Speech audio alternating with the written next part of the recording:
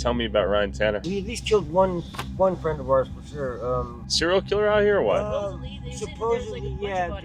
Jesus, okay. Supposedly there's a bunch of bodies out on the property. I had another neighbor about 4 or 5 years ago, 6 years ago. He actually stabbed somebody in the neck with an ice pick. When he did that and he stabbed that guy in the neck, the police went out and they raided his property and they brought cadaver dogs out there. They ended up finding 6 bodies out there. They think that they can come here and make like a few $1,000s. There's a lot of promises. They're living in their cars. They're living in tents. And then when it comes time to get paid, they don't get paid. And I've heard so many horror stories. They just get shoved off the hill. Are there other drugs in the mountains besides cannabis?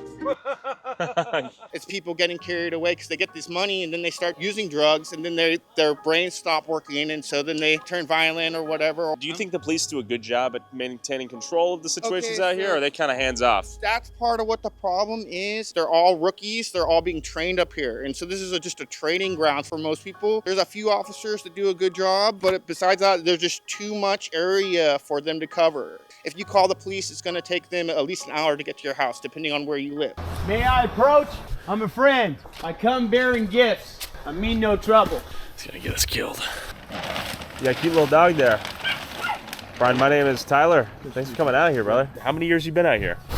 15. Do you come up here to work in the weed industry? No, actually, didn't come down here for any of that. Oh, blah, blah. How is life up here? We've heard a lot of legends and myths and craziness. I used to live way in the back, on the next mountain. Okay. They call it the Witch's Kitchen, and there's some really crazy up here. I see this thing called the Wendigo. You've seen the Wendigo? Yes. Can you tell me how it looked? I've heard of the Wendigo. It's really huge. It had wore a deer skull on its face, and it was really gnarly. That sounds scary as f***.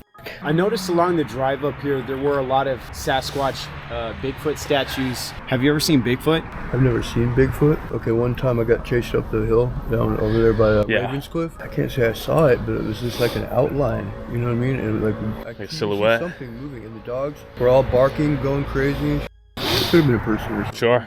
But there was a vehicle, and we had actually drove by this vehicle. It was probably like 5 or 6 years ago, and this vehicle was on fire. There was actually 2 people inside of it. The people were burned in the car. They were covered in gasoline.